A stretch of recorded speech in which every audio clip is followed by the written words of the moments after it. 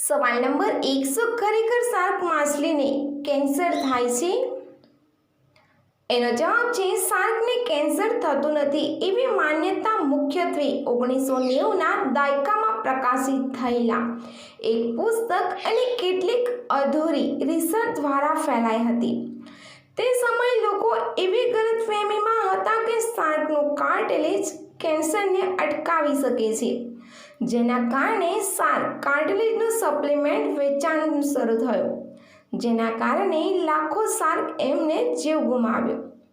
સવાલ નંબર 2, એવા કયા જીવો છે જે ઉલટી નથી કરી શકતા?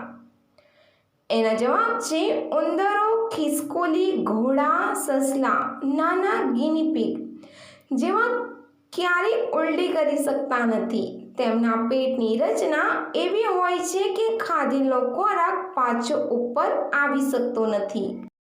સવાલ નંબર 3, કીવીને ઈચ્છા થતી નથી?